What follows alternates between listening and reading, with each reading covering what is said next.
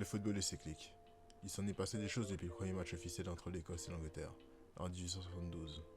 Depuis l'arrivée des premiers dribbleurs comme Léninas et Stanley Matthews, à l'apogée des libéraux comme Beckenbauer et Armando Pitti,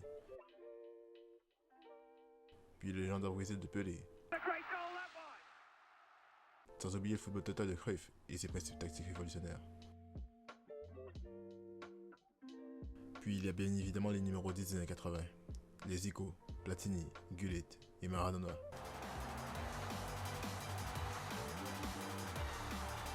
Avançons un peu, et parlons des quelques deux bien à plat de la première ligue, qui ont fini des yeux avec l'arrivée du Special One, et de son 4-3 devenu conventionnel pendant des années. Ensuite, il y a bien évidemment eu la révolution barcelonaise, impulsée par l'équipe de Guardiola. Aujourd'hui, la nouvelle révolution semble être le kick pressing, popularisé par Jürgen Klopp.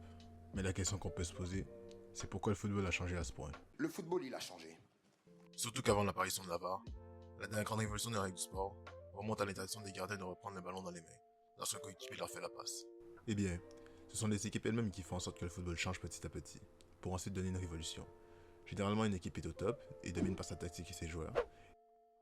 Et les autres tentent de répondre, soit en copiant, soit en faisant l'exact le contraire. Mais il arrive que les étoiles s'alignent, et qu'un groupe de révolutionnaires décide de eux aussi siéger au sommet. Et cela passe par une confrontation épique. Et c'est lors de ces confrontations qu'on peut acter du passage de flambeau, d'une philosophie à une autre. Et même si aujourd'hui je ne vais pas parler de révolution tactique à proprement parler, mais plutôt de stratégie de club et d'approche dans les gros matchs, le constat est le même. C'est lors de matchs que le football a changé dans ces deux aspects en particulier. Alors quel match a fait pencher la balance dans un sens? Est-ce la finale de Ligue des Champions 2005, Liverpool-Milan, avec son rebondissement inoubliable?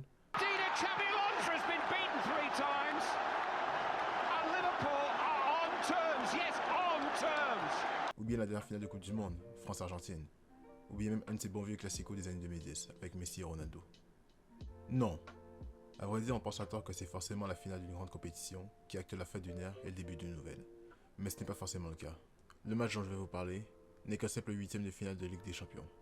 Mais ce match changera la destinée de ces deux clubs pendant un bon moment. Sans compter qu'on ne regarde plus le foot de la même manière depuis. J'imagine que vous l'avez, mais aujourd'hui je vais vous raconter la célèbre histoire de la remontada du FC Barcelone sur le Paris Saint-Germain. Alors que s'était passé ce 8 mars 2017? Attention par-dessus. Non, possible. C'est pas possible. D'abord, je tiens à m'excuser. Ce n'est pas un simple huitième de finale de Ligue des Champions. C'est probablement le plus populaire de la compétition. D'ailleurs, ce match est plus connu que certaines finales. Pour commencer, on va présenter nos deux protagonistes. Tout d'abord, le PSG. À ce moment-là, le club parisien s'est fait racheter depuis un bon moment par les Qataris, et ils n'ont pas attendu longtemps pour afficher leurs ambitions. Gagner la coupe aux grandes oreilles. Pour ça, ils ont construit la meilleure équipe de France. Ils ont notamment acheté les services de Thiago Silva, Pastore, Verratti, Di Maria, et bien évidemment Cavani et Zlatan. C'est d'ailleurs sur l'impulsion de ces derniers que le club a dominé le championnat français pendant des années, au point où le Suédois est rapidement devenu le meilleur buteur de l'histoire du club. Sous la houlette de Carlo Ancelotti, et puis de Laurent Blanc, le club de la capitale, c'est 4 championnats d'affilée, 2 coupes de France et 3 coupes de la Ligue. Mais malgré cette armada, l'équipe touche un plafond de verre et n'arrive pas à dépasser l'étape des quarts de finale. Et avec le départ du géant, ainsi que l'arrivée d'un nouveau coach, l'équipe était à un tournant de son histoire, et ça devait prouver au monde qu'il pouvait s'améliorer et briser ce plafond de verre. Au moment des faits, ils sont deuxième du championnat. Ils ont fini deuxième de la phase de poule derrière Arsenal, pas très brillant non plus. Sans compter que le coach est déjà critiqué pour la situation du club. En bref, on a vu mieux pour aborder un match contre l'adversaire du jour, le FC Barcelone. Quant à eux, les Barcelonais sont sur une toute autre trajectoire. Ils ont fini premier de leur phase de poule, et surtout ils ont un effectif qui fasse élever toute l'Europe. Dans leur rang, ils comptent une défense articulée autour de Gérard Piqué, qui était encore bon à ce moment-là, de Ter Stegen, qui même s'il pouvait avoir des moments d'absence, postulait la conversation du meilleur gardien du monde, et Jordi Alba, un très bon contre-attaquant. Il y avait aussi Umtiti, qui progresse, et Sergi Roberto, qui se débrouille. Il est vrai que le Barça a construit son succès sur un très bon milieu, et cette année-là, on retrouve deux des joueurs qui ont fait le succès dans notre jeu. Busquets bien évidemment, et la légende vivante Andrés Iniesta. Puis pour finir, le trio d'attaque, la MSN. Ce trio qui fait tourner toutes les têtes. Il comporte le meilleur buteur du moment, le pistolero Luis Suarez, le fantasque Neymar, qui est à ce moment-là considéré comme le troisième meilleur joueur du monde, et le génie, et probablement le meilleur joueur de tous les temps, Lionel Messi. À ce moment-là, le club catalan postule à chaque année aux favoris des compétitions dans lesquelles ils sont engagés. Ils ont gagné la Ligue des Champions 4 fois en 15 ans, et sont dans le dernier carré de la compétition 7 fois sur les 10 dernières années. En gros, le club veut capitaliser un max sur son identité, et sur son trio de devant, en gagnant la coupe chaque année. Surtout que l'année dernière, l'ennemi madrilène a gagné.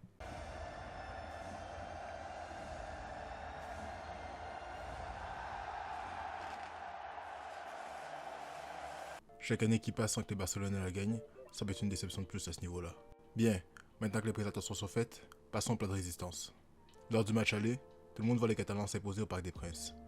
Déjà, ils ont gagné leurs 3 dernières confrontations face au PSG. En 2013 en quart, en 2015 en poule, et la même année en quart. Surtout que tout le monde pense que les Parisiens sont moins bons sans Zlatan. Pourtant au match aller, le club de la capitale s'était posé majestueusement sur le score de 4-0. Ils ont parfaitement joué la partition en équipe, et ils ont appuyé sur les côtés faibles du Barça. Côté barcelonais, leurs faiblesses ont été mises à nu au monde entier. De par le talent des 3 de devant, ils devenaient prévisibles d'une certaine manière. Le trio de devant n'étant pas dans un grand soir, mais c'est surtout dû à une performance XXL de Marquinhos et Kimpembe, le problème tactique du Barça est que si le trio de devant n'y arrive pas, il n'y a presque plus personne pour incarner le danger. Suite à ces démonstrations de force, il y avait 2 pensées qui découlaient du constat des observateurs. La première, c'est que le PSG vient de poser des bases solides pour le futur.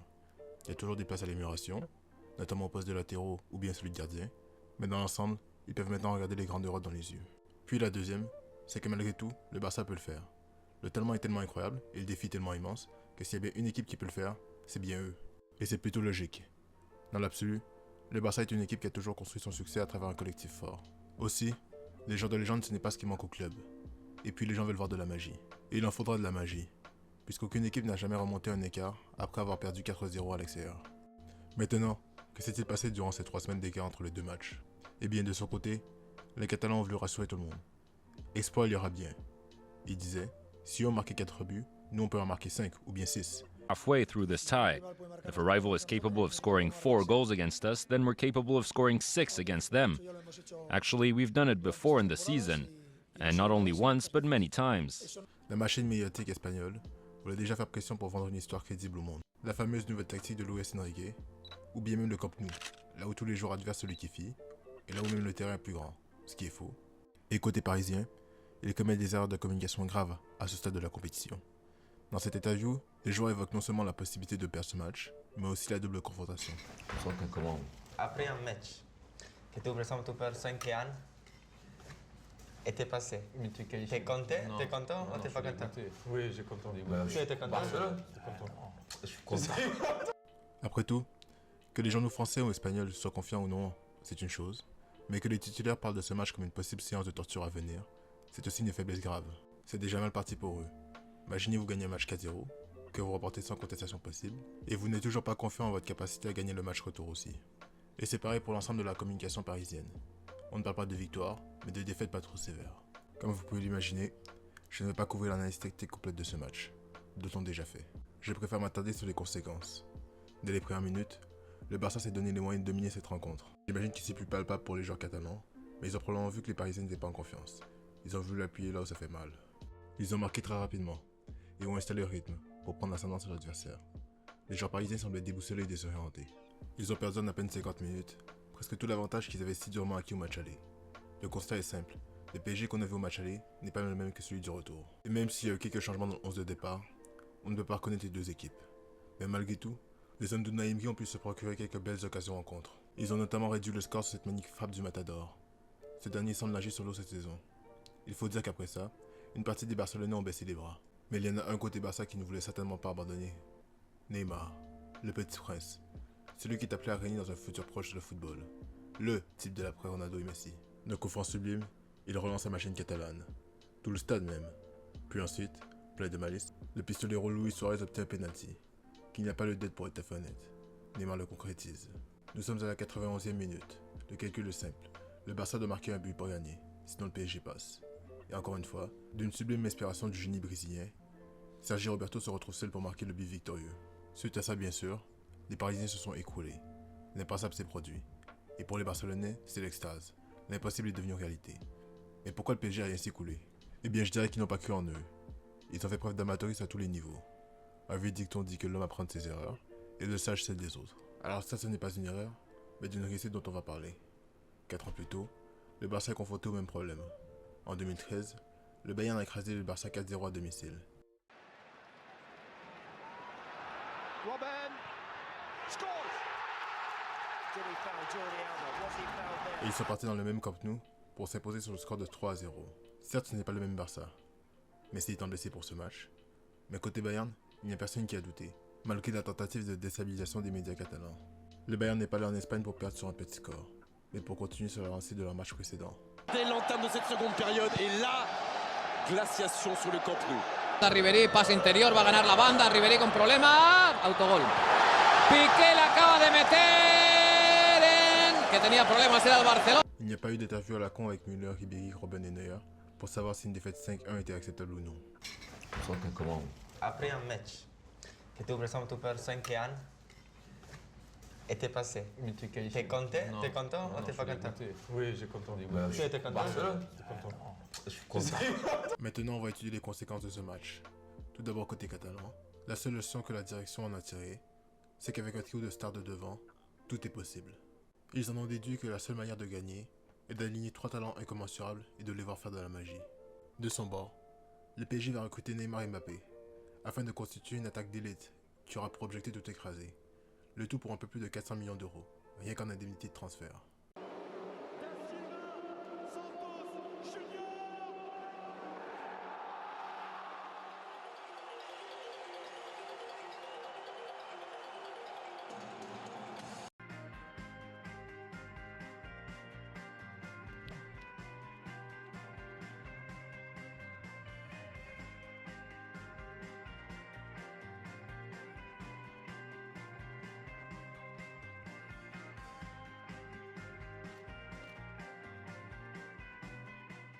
Ici c'est Paris.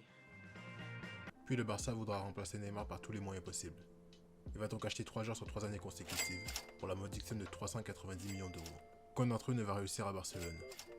C'est d'autant plus stupide pour le Barça qu'ils ont déjà gagné sans Neymar et qu'ils ont le meilleur choix du monde. Mais surtout ces décisions stupides vont plomber l'économie du club.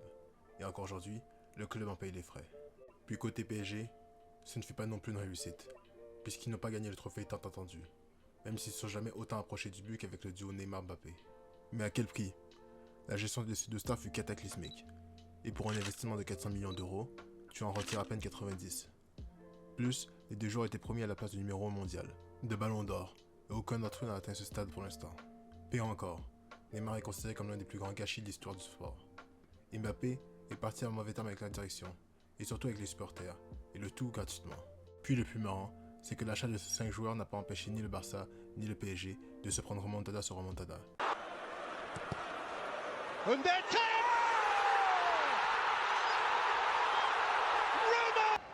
opportunity to put good delivery into the penalty area. He's taking it quickly. Origi! Penalty. Oh là là là là là. Penalty. Alors là, Marcus Rashford a le ballon de la qualification. Allez! Maintenant ou jamais, Gigi. Le ciel vient de tomber sur la tête du Paris Saint-Germain. Et c'est là qu'on est. Aïe aïe aïe aïe aïe aïe. Compte pas de excuse. Qui passe ou pas? Non. Si. Avec la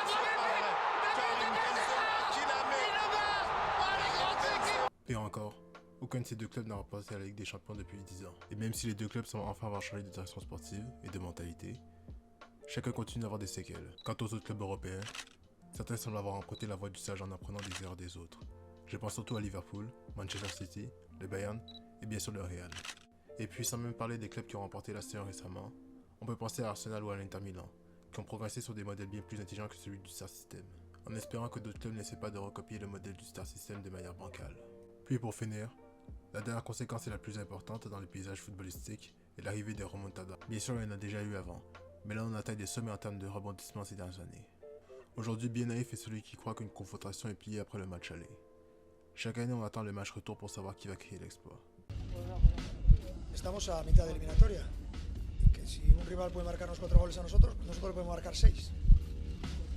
Este es un lindo desafío del cual entraremos en la historia de dar vuelta al resultado y creo que no tenemos que mentalizar en eso, en quedar en la historia de haber intentado, de haber podido o de haber cumplido con lo de dar vuelta al resultado. Desde París llega un mensaje de miedo.